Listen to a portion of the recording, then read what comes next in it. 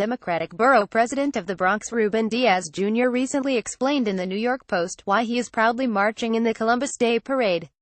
He is doing so after devoting considerable energy to cleansing his borough of Confederate statuary. Diaz, it seems, just ordered the removal of the busts of Robert E. Lee and Stonewall Jackson from the historic Hall of Fame for Great Americans on the campus of Bronx Community College. These statues, he contends, were intended as a thinly veiled threat to the African American populations in the communities where they were installed. Diaz contrasts celebrations of Columbus and statues erected to honor this brave explorer to inappropriate tributes to slave owners and the leaders of seditious insurrection. Although Columbus might have had a hand in the shameful, vicious treatment of the people he came into contact with, this must be balanced by all the good that Columbus epitomizes. He foreshadowed by his presence in the New World the spirit of the Italian-Americans that have done much to shape this city and this nation, from giants like Fiorello LaGuardia and Joe DiMaggio and Mother Cabrini, to the laborer who built so much of this great city. As I read this tortured expression of political opportunism, two sentiments welled up inside of me: affection for Italian-Americans and irritation with American Southerners, who have shown surprisingly little interest in defending the heroes of their regional and ancestral history.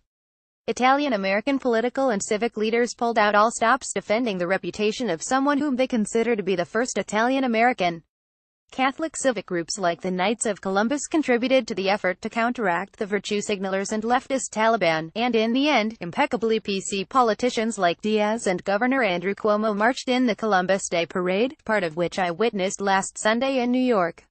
Mayor de Blasio, who is going through the motions of considering whether Columbus statue in Columbus Circle should suffer the fate of Confederate monuments in New Orleans, was not well received by Italian-Americans, as he tried to make himself inconspicuous in the parade. Every time he was cited, Italian-American fans of Columbus booed the mayor loudly.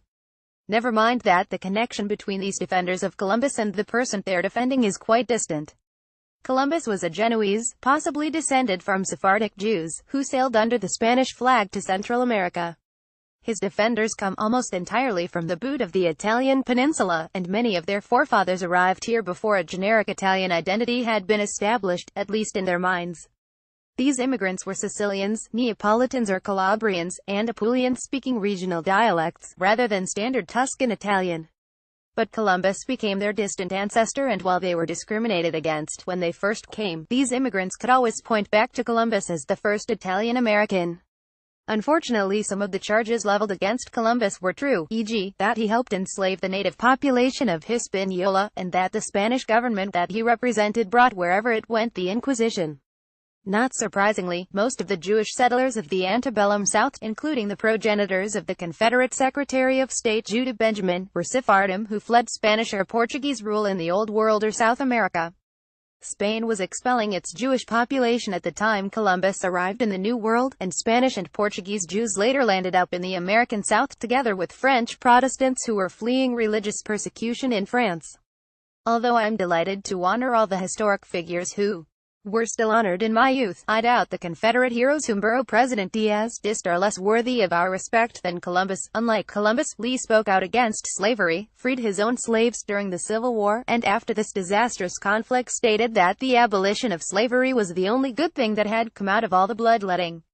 Lee resigned his post in the Union Army before becoming a Confederate officer and only took up arms against the North to protect his own state against invasion.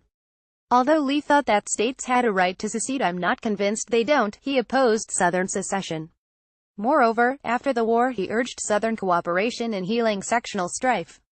Unlike Diaz, I share the admiring views of Eisenhower, Kennedy and Churchill. When it comes to Lee, who's the American great I admire perhaps the most for his inherent nobility, dignity in defeat and reflections on constitutional government.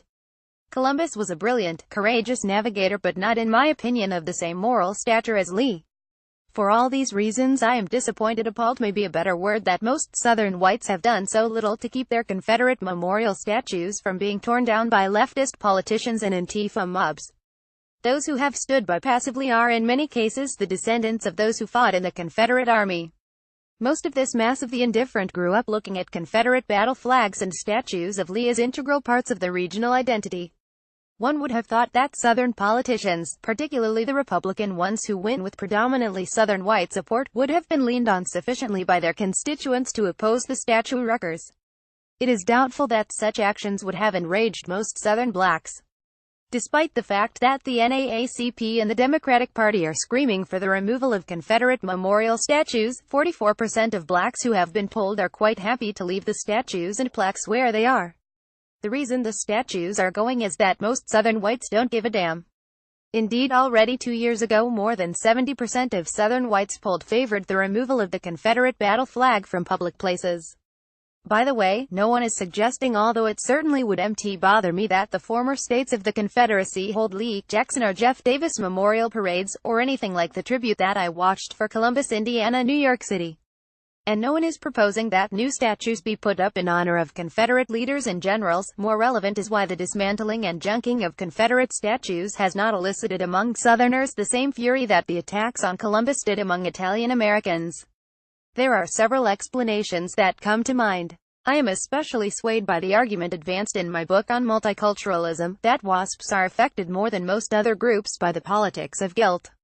Most Southern whites in all probability feel inwardly shamed by charges of racism that have been leveled against them. The politics of guilt now rages among white Protestant societies and has undoubtedly permeated the Southern white psyche, with help from public educators and the national media. There are of course other variables to be considered in the Southern case, most importantly the widespread commitment in this region to the American military and the GOP. Southern Republican politicians have generally been big on military engagements, filling their states with military bases and armaments and using American nationalism. Some loyalties drive out other ones, and it is hard to focus on the Southern heritage if you're hell-bent on sending American armies somewhere to fight for democracy. I for one would prefer keeping Southerners at home, decorating Confederate monuments and the graves of those who died for the cause. Views expressed in op-eds are not the views of the Daily Caller. Tags Christopher Columbus, Columbus Day, Italian-Americs, Paul Gottfried.